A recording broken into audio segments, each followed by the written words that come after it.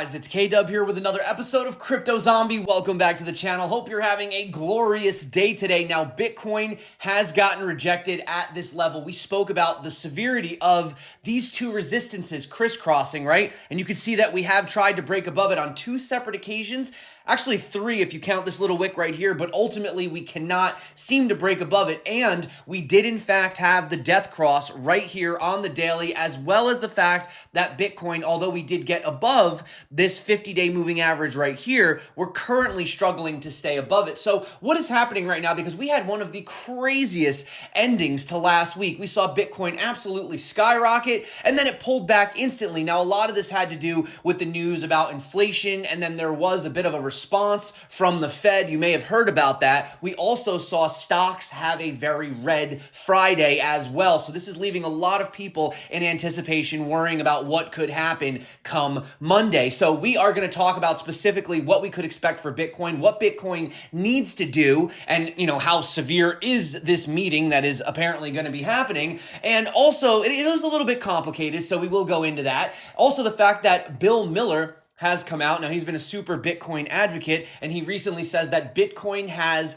no intrinsic value. However, there is a catch to that. So we do need to talk about what he's meaning when he says that specifically. And also we need to look at what are the whales doing. Are the whales panic selling right now? Are they buying? And there is one major warning for anybody that's new, especially if you are very new to cryptocurrency. You're going to want to watch this video all the way to the end, because in the next 2 days, well, there could definitely be something that you need to steer clear of. So if that sounds good to you, you know what to do. If you're not subscribed, definitely consider it. Let's dive in. Let's have a look. So as I told you guys, we did have these two resistances right here. Some of the most important ones, right? So we had this trend right here that Bitcoin was forming. You can see right here, we did have a lot of support.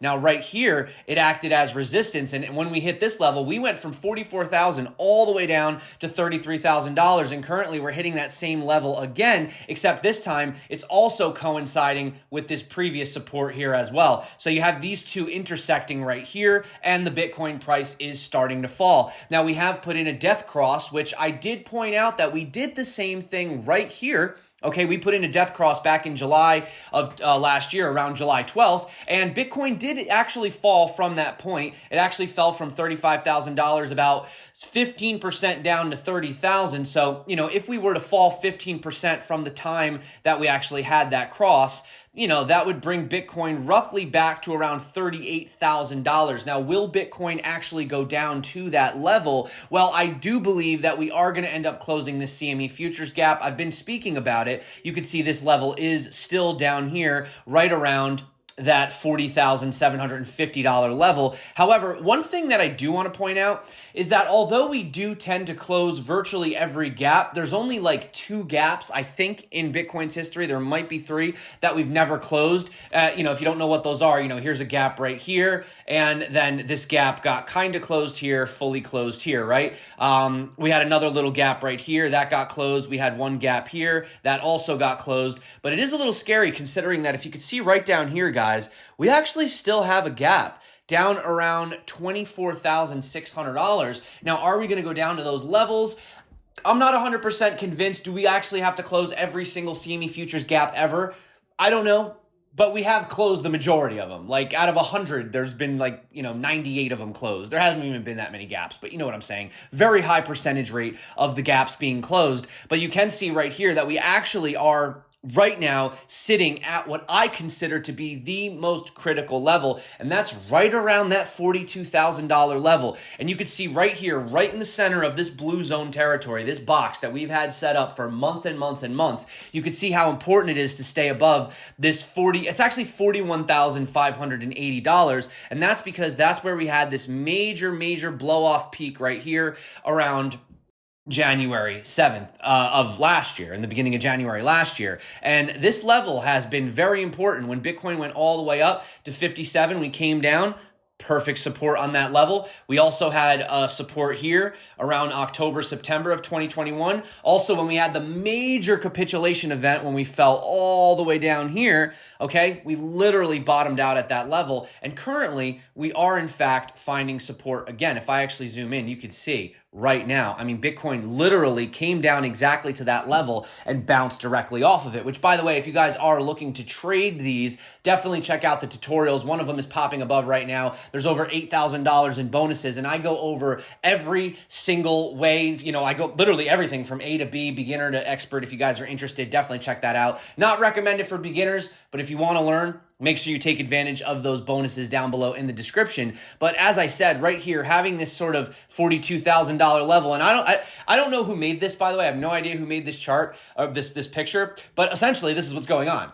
We're bouncing between this $42,000 support and this $52,000 major resistance, with 48 kind of being right in the middle, right? And if we go back here and we have a look right here, you can sort of see how that's playing out, because what you really want to do is get up here, and here's the $52,000 level right here, right? Reason for that being is, look at this massive support right here, resistance, resistance, support, right here. And currently right now, where we're sitting right here is at that 42K. So essentially, we are just kind of bouncing. We come out of it, we come back into it. So this is a very, very important zone for Bitcoin. We do need to pay attention to what happened. So what happened anyway? How come we had this massive pump and then all of a sudden just instantly pulled back? Well, first, we had the massive pump because we saw the CPI report came out and we had inflation up to 7.5% year over year. And if you want that to kind of be broken down historically, this is the highest level that we've seen since 1982. So you can actually see,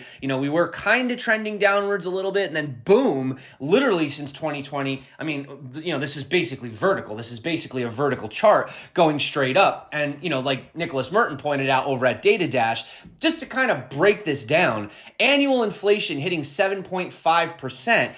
And that's just what the Fed is telling us. If we actually have a look, so if you have $1,000 today, essentially, within 10 years, that $1,000, as you can see right here, would only be worth $496. So I understand that Bitcoin is volatile and some people are afraid to invest in it because, price goes up and down. It's really scary short term. But when you're looking at the guaranteed inflation long term, it's pretty scary holding dollars. So what happens? Well, then we had that emergency Fed meeting that came out. If you see right here, closed board meeting February 14th. It's anticipated that the closed meeting of the Board of Governors of the Federal Reserve System, the following items of the official board business are tentatively scheduled to be considered at this meeting: review and determination by the Board of Governors of the advance and discount rates to be charged by the Federal Reserve banks. So 2 weeks ago, they are having this meeting and they say, nope, everything's fine. We're going to leave it just how it is. And now all of a sudden they're like, whoa, wait, oh my goodness, inflation, emergency, we need to talk about this. So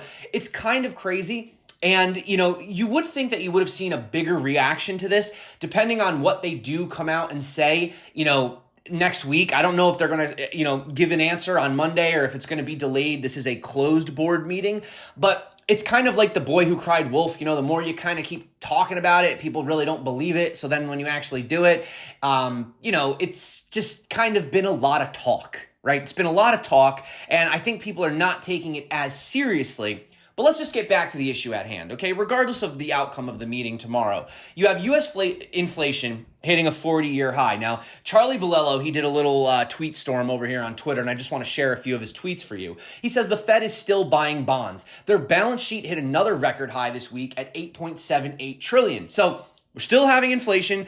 They're still buying bonds. We are now at a record high for the balance sheet. So essentially, this is more than doubling over the past 2 years. And he says it's literally throwing fuel on the inflationary fire. 1, 2, 3, 5, and 10-year Treasury yields are at their highest levels since the start of the pandemic. So this is why people are sort of being a little bit fearful. The market is now pricing in 2 rate hikes in March, another 2 by June, and 6 to 7 in total by the end of the year. This would be some of the largest, we don't know the percentage yet, but it would be the most consecutive rate hikes that we've seen in a very, very long time. So like Thomas Thornton says, the Fed is behind the curve, way behind the curve. Get ready for their response to catch up. But as Rand Neuner said in this tweet, if the Fed do make an emergency rate hike just 2 weeks after their last meeting, it would make them look completely incompetent and out of touch. How do you keep rate hikes on hold and then 2 weeks later have an emergency hike, which is kind of what I was saying earlier. But I mean, it just kind of looks silly. People are not taking it seriously. They're looking, like he said, totally incompetent. They don't know really what they're doing. They can't seem to figure this out, right? Now, stocks did have a red, stocks corrected probably a little bit harder than Bitcoin. Now, not only can you just say from a technical perspective, stocks did, get stomped out on this legacy trend. So I'm kind of not surprised that we saw a pullback, but this severe of a pullback obviously had a lot to do with the news. But you guys want to hear something crazy? This is insane. So we have, Alf over here. And if you guys check out, he's essentially the author of Macro Compass. Now, he says the bond market is pricing an 80% chance the Fed will have to cut rates in 2024 already. Don't miss the forest for the trees. So what is this telling us? It's telling us that no matter what they do in the short term, it is essentially not going to change things. The only real solution, and I'm not an economist, so don't really take what I'm saying with a grain of salt, essentially, but really, if you wanted to fix it, you would have to let it sort itself out. You would have to let the markets fall. You'd have to let us go into a recession. You'd have to let people lose jobs. You'd essentially have to let there be a giant economic reset, right? Now, are these guys going to do that? Are they going to want to take the responsibility? Does Biden want to know that he's going to be remembered as the president that allowed this to happen? Is Jerome Powell, who just got reelected, does he really want to be the guy to pull the trigger and crash the economy for the good, for the future longevity, and then all their friends on Wall Street lose their money? No, we've been pumping money into the system. It's been a high. It's been like a drug, free cash, airdrops, money. Stocks are booming, right? Everything's been wonderful. We've almost been living in a bit of a fantasy world. Will the U.S. actually have the gall to do that? I don't know. The U.S. has a pretty big ego. We know what kind of needs to be done, but will they actually do it? Or will they just do a little here and there, kind of look like they're changing things, and then, here we go, we're going to cut the rates again in 2024. Is that what's going to happen? I don't know. I haven't really seen a lot of confidence in really anything that the FOMC has come out with. If you just look historically, not even just in the past few years, they have a very long history of saying one thing and doing something else. And when you really look at charts like this, or charts like this, you got to really ask yourself, do they really want to pull the trigger on this? And yeah. Plus, it doesn't help that right now we do have that situation that's going on with Russia and Ukraine. I'm sure you guys are familiar with that. So what is happening? What are our good old buddies, the whales, doing, right? It's always good to pay attention to the whales and see what they're doing. Well, actually, guys, they've been buying. The whales have actually been buying. And even though Bitcoin could dip, according to ecoin metrics, they say that it could fall. If stocks fall, of course, Bitcoin is not going to be a perfect safe haven from stocks. But they do say that these levels right now, these prices appear to be a very good level for accumulating Bitcoin. And also, Sentiment says that Bitcoin supply on exchanges is now down another 10%. No, it's down to 10.8%, the lowest percentages seen since December of 2018. Generally, this could continue, and this does show that there is a lesser risk of a major sell-off. But am I the only one that ever seems to point this out? Maybe somebody else talks about this. I'm not saying I am the only person, but everybody is so excited about all these coins leaving exchanges, and I think it's a great thing. It's awesome. It means people are putting their coins, into their cold storage, right? They're locking it away. They're taking it off the exchanges, but also for anyone that's still on the exchanges, if they do choose to panic sell, there's not a lot of liquidity, which means you could crash the price even easier because there's not as much, buy and sell orders, right? The books are very thin. So just something that we, take it with a grain of salt. But, so legendary investor Bill Miller explains how Bitcoin became 50% of his net worth. And in this video, he also says that Bitcoin has no intrinsic value. Now, when I heard this, I was a little bit offended. I'm not going to lie. I was like, how dare you, Bill Miller? How dare you bash Bitcoin after being such a Bitcoin advocate? But actually, if you watch it all the way to the end, it kind of makes sense. Let me know what you guys think. Was reported recently is actually in Bitcoin? Well, it was reported maybe misleadingly because it reported that I put half of my net worth in it, and that certainly didn't happen. What happened was I put a few percent of my net worth in it a long time ago, and it grew to be half of my net worth. Now it's less than that because it's down in half since since November. But no, it's still a very big position. It's very early days in that entire space. The KPMG, the big Canadian accounting firm, announcing that they're putting Bitcoin and Ether on their balance sheet the other day was, I thought, very, very big, because obviously they're plugged into all kinds of companies, and KPMG over here is as well. And so that validates to a certain extent in ways that MicroStrategy's balance sheet stuff does not, that this is a potential for diversified portfolio. I think also you're going to see a lot of adoption among foundations and endowments and institutions this year, and that's going to continue. So, yeah, the interesting thing about Bitcoin, then I'll be quiet on that because I could go on like Fidel Castro on this for a long time. So Bitcoin, in one sense, it has no intrinsic value. That's correct. Or it has a moderate intrinsic value because it is a giant database, and databases have value. But the value of it is similar to the value of a collectible, a Honus Wagner baseball card, a Picasso painting. It's not in the materials and the construction. It's in what if people think it should be part of their portfolio. And that's on one side of it. It's like an insurance policy. Insurance policies have no intrinsic value. In fact, you want them to have no intrinsic value. You don't want to have your house burned down or get in a terrible accident, but you pay for insurance every year in case that happens. And Bitcoin is insurance against financial catastrophe, as we see in Lebanon or in Afghanistan or in many of these other countries, or we saw around the time of the pandemic. All right. Time to talk about some Bitcoin news and time to get on out of here. Do let me know what you think about that, though. Do you agree? Do you disagree? How do you feel? So obviously, we had this crazy whale alert that there were 10,000 Bitcoin of stolen funds transferred from the Bitfinex hack to an unknown wallet. Well, we all know how that ended, right? The couple, they got arrested over in New York, and now they're dealing with this. Well, guess what?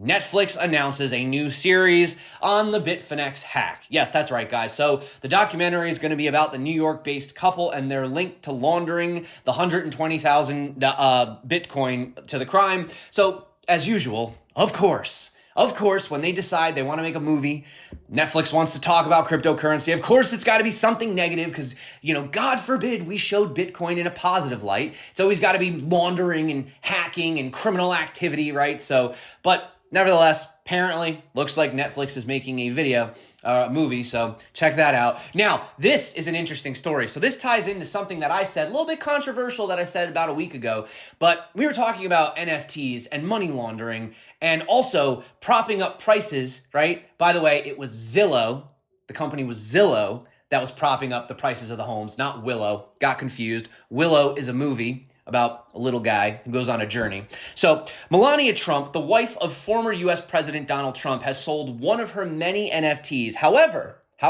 according to blockchain data, the digital token was sold to the asset's creator rather than just a random buyer. The wallet that won the NFT auction was financed by the creator of the Melania Trump NFT. So they used blockchain analysis, and it was essentially the same person buying it. They were selling it to themselves. So that's why I say when you see these things like, oh, this NFT sold for $8 million, do you think just a regular, everyday, average person just bought that for $8 million? Or maybe it is some eccentric collector? Or do you think there's something else going on in the background? I do believe that there's a lot of laundering going on in the NFT space, and I believe that a lot of people are propping up the prices of the NFTs, right? They'll buy it for maybe $10,000, and then they'll just have these different wallets that they all control. Oh, this person bought it for 20, this person bought it for 30, this person bought it for 40. And it's just them buying it from themselves. And then finally they sell it for 80. And then someone comes in and goes, well, look how the price is skyrocketing. I got to get in on this. And then you end up, not you, but somebody ends up being a sucker owning this NFT, which isn't really worth anything. They've just been propping up the price. Now, if you think that this is still just conspiracy, on February 6th, the U.S. Department of Treasury released a report under the headline, Study of the Facilitation of Money Laundering and Terror Finance Through the Trade in Works of Art. Now, they say the overall tone of the report is hardly alarming for the NFT space. The document casually mentions the growing interest in the digital art market, both from private investors and legacy institutional players, such as auction houses and galleries. Now, keep in mind, this was a 40-page document dedicated to the emerging digital art market. So, obviously there was a lot of things to cover here, but they did talk about the NFT space and some of the major implications it could have, and there was some things to essentially be concerned about. And one more thing to be concerned about, not that I'm ending on a bad note, but just be careful. Valentine's Day is coming and people can get a little bit lovesick, a little bit crazy. Maybe we drink a little bit too much wine on that day. The US FBI has issued a warning against the rise of what they're calling romance scams in the San Francisco Bay Area specifically, but obviously this pertains to the US as a whole. This is the latest trend. So a romance scam involves creating fake accounts and convincing unwary investors, both men and women, to transfer funds under the pretext of getting romantic. Whatever that means, I don't know. I think we know. Victims within the FBI San Francisco division's territory lost more than 64 million to romance scams compared to just over 35 in 2020. So a typical romance scam starts off with gaining the trust of the victim, who are then redirected to fraudulent platforms citing investment opportunities, while the scammers allow the investors to withdraw some of their profits in the beginning. Eventually, they end up ignoring them and then completely disappearing. So I don't really know how this works. I don't know if this is like a pay for romance kind of thing, or like they just pretend to be interested, like, hey, I'm in the local area, like I'm on Tinder, let's get up, and then they bring up a cryptocurrency like investment. I don't really know, but generally speaking, if it sounds too good to be true, it is too good to be true. And anyone that says send Bitcoin or, altcoins here and I'll send you back more funds, just obviously don't do that. And especially for me, guys, like there's a lot of scammers in the comments, that I don't have anything on this channel. I don't have any paid groups. I don't have anything like that. I don't charge money for anything. And, guys, in all sincerity, some of the best information really in general, just in life, is basically free. I mean, you could pretty much find anything you want on the internet with enough research. You can find any books with enough research and find the information you're looking for. And yeah, I mean, everything on my channel is 100% free. Even my tutorials are free. I mean, why? Why charge for stuff? And, obviously, just be careful with some of these scams, these paid groups, and we're going to give you signals. And come on, if they were such a good trader, if they were so good at trading and making money, why do they need to have a signal group? Why do they have to have a paid group, right? That's why we don't have a paid group on CryptoZombie. We do very well. We give all our information out for free. I tell you guys exactly what I'm looking at. And a lot of times, we make some pretty good money. While I'm not a fan of particularly shorting, that. I don't like shorting. I'd rather buy the dip. But at the end of the day, anyway, I've talked a little too much. That's the end of the video. So having a look right here, we are at this critical level, guys. I do think if we fall below this, the next level of support is around 39,000. If that breaches, then unfortunately, I do believe we are going to be going down to around 34,000.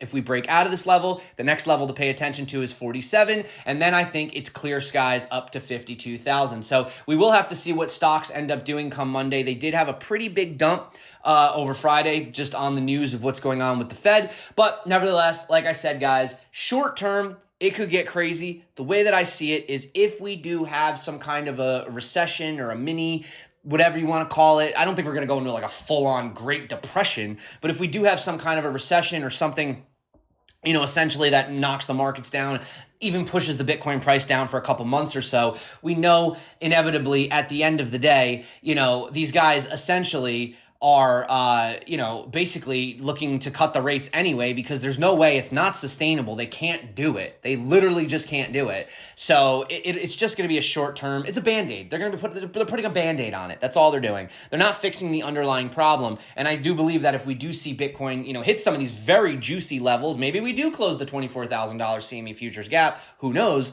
That is going to be a buying opportunity of a lifetime. So thank you so much for coming back to the channel. You guys rock. You're the reason that I make these videos. And of course, if you do want to learn to trade cryptocurrency, specifically Bitcoin, I don't really recommend trading the altcoins. They're just way too volatile. I would definitely stick to Bitcoin. But if you do want to learn how to do that, there are tutorials popping up right here, right now. Make sure you check out those bonuses below. And until next time, stay crypto. And of course, peace out.